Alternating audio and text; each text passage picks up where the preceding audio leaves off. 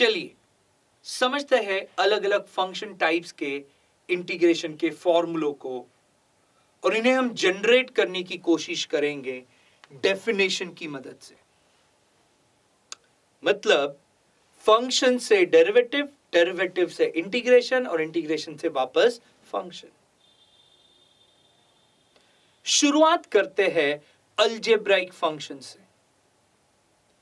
क्या होते हैं अलजेब्राइक फंक्शंस?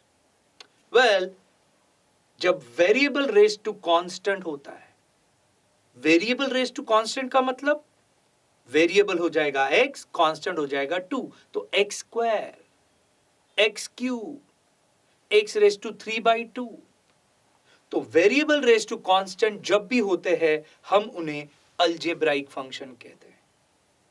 सो क्या होते हैं अलजेब्राइक फंक्शन?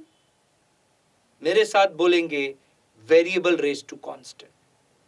तो वेरिएबल रेज टू कांस्टेंट ये अलजेब्राइक फंक्शन होते हैं। 1 ये भी अलजेब्राइक फंक्शन है, 3 ये भी अलजेब्राइक फंक्शन है।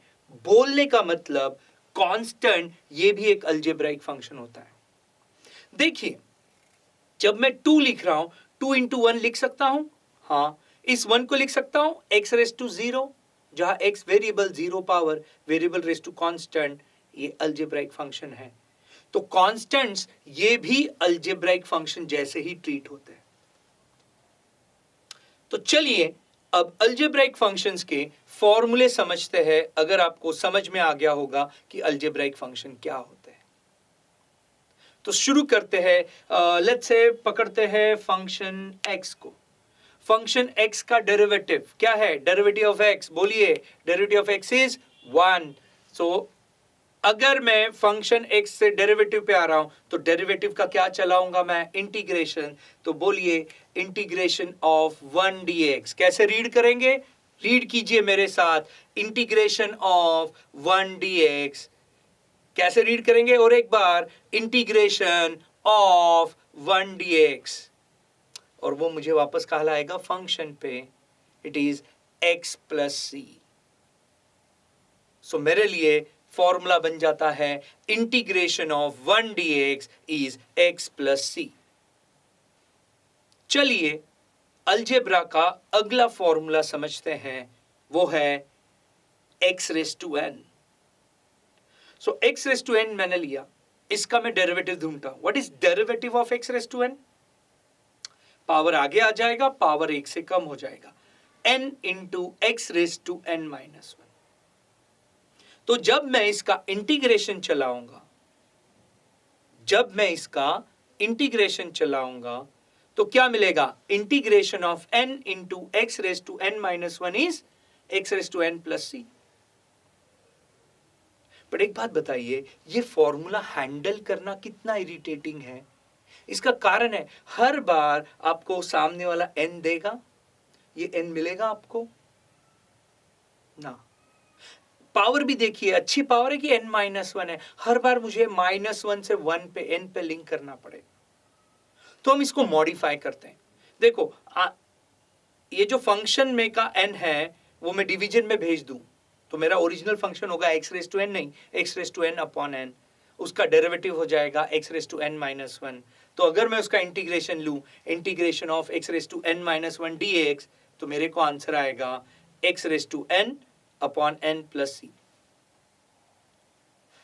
यहां भी मन नहीं मान रहा यार, तो इसको और अच्छे से मॉडिफाई करते हैं। देखो, अगर आप देखोगे, जरा ध्यान से देखना, पावर क्या है? इंटीग्रेशन के फंक्शन की पावर है n माइनस 1, और आंसर में क्या है? n माइनस 1 से n कितना प्लस जा रहा है? करेक्ट, 1 प्लस जा रहा है, और वही पावर अपॉन में रिपीट हो रही है। तो क्यों ना ये सब गार्बेज हटाए और एक मस्त से साफ सुथरा क्लीन फॉर्मूला बनाए। आइए अगला फॉर्मूला इंट्रोड्यूस करते हैं इंटीग्रेशन का। Integration of x raise to n dx is x raise to n plus 1 upon n plus 1 plus c। कैसे रीड करेंगे? रिपीट कीजिए मेरे साथ, integration of x raise to n dx is x raise to n plus 1 upon n plus 1 plus c। आप सब मेरे साथ हो, आपको समझा ये फॉर्मूला? बोलिए, सब मिलके और एक बार रिपीट करेंगे। Integration of x raise to n dx is x raise to n plus 1 upon n plus 1 plus c। याद रखना, डेरिवेटिव में पावर 1 से कम होता है तो इंटीग्रेशन में पावर 1 से बढ़ता है, और वही पावर डिनोमिनेटर में एडजस्ट करना पड़ता है। इनफैक्ट जितने भी अलजेब्राइक फंक्शंस रहेंगे जिसके हम इंटीग्रेशन लेंगे, हम हर जगह यही फॉर्मूला चलाएंगे, सिर्फ एक जगह छोड़ के, that is integration of 1 upon x dx। वो क्यों, थोड़ी देर बाद आपको समझेगा। कुछ एग्जाम्पल से समझते हैं integration of x raise to n dx को। लेट्स से पहला, integration of x square dx। क्या बोलता है फॉर्मूला? फॉर्मूला बोलता है, अलजेब्रा का फॉर्मूला मुझे बताता है, integration of x raise to n dx is, बोलिए, x raise to n plus 1 upon n plus 1 plus c। So अब मेरे पास जब क्वेश्चन में x स्क्वायर है तो पावर है 2, तो आंसर आएगा integration of x raise to 2 plus 1 upon, वही पावर डिनोमिनेटर में रिपीट होगा, 2 प्लस 1 प्लस c। आप इसे सिंप्लीफाइड लिख सकते हो, x raise to 3 upon 3 plus c। मैं समझाना चाहूंगा कि आप बीच की स्टेप उड़ा सकते हो, आप डायरेक्ट ये फॉर्मूला भी लिख सकोगे, integration of x square dx is equal to x raise to 3 upon 3 plus c। चलिए सॉल्व कीजिए integration of x raise to 7 dx। क्या होगा आंसर? बहुत सिंपल। फॉर्मूला क्या कहता है अलजेब्रा का? इंटीग्रेशन के अलजेब्रा का फॉर्मूला मुझे कहता है integration of x raise to n dx is, बोलिए, x raise to n plus 1 upon n plus 1 plus c। So integration of x raise to 7 dx क्या होगा? n है 7, तो मेरा आंसर होएगा x raise to 8 upon 8 plus c। 8 कहां से आया? 7 प्लस 1। आप डायरेक्ट फॉर्मूला चला सकते हो। इनफैक्ट सारे अलजेब्राज में ये फॉर्मूले चलते हैं। लेट्स से एक अच्छा एग्जांपल लेता हूं, integration of under root of x dx। कितने लोगों को पता है अंडर रूट की चीज कहां चल जाती है? पावर के अपॉन में। लॉज ऑफ इंडाइसेस और सर्ट से हम ये सीखते हैं कि under root of x dx is x raise to 1 by 2। So integration of under root of x dx को हम क्या लिखेंगे? x raise to 1 by 2 dx।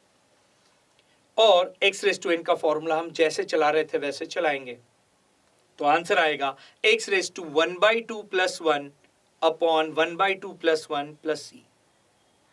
अब ये जो है 1 बाई 2 प्लस 1, देखो ये जो हाईलाइट हो रहा है, ये 1 बाई 2 प्लस 1 यहां खून खोलेगा। मेरी भाषा में, टेक्निकल भाषा में हम उसे बोलते हैं कॉमन डिनोमिनेटर करना।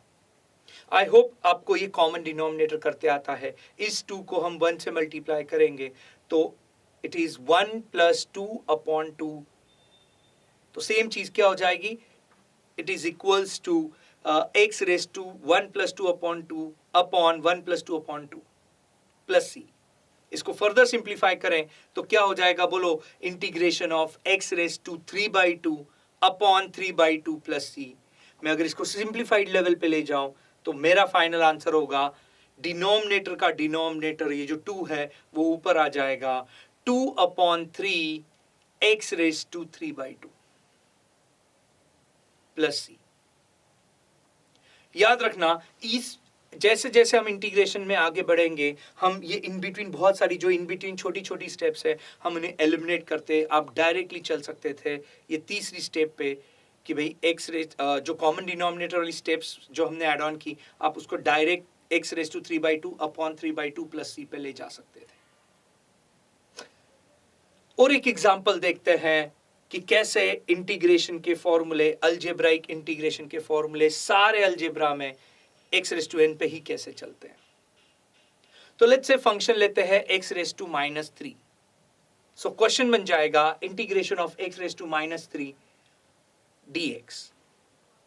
कुछ ही नहीं करना है, जो भी पावर है फर्क नहीं पड़ता है, पावर पावर +1 हो जाएगा और वही पावर डिनोमिनेटर में रिपीट होगी। क्या बोलता है फॉर्मूला इंटीग्रेशन का? Integration of x raise to n dx is x raise to n + 1 upon n + 1 + c। So integration of x raise to -3 dx क्या होगा? It is x raise to -3 + 1 upon -3 + 1 + c। So मैं directly लिख सकता था इसको x raise to -2 upon -2 + c।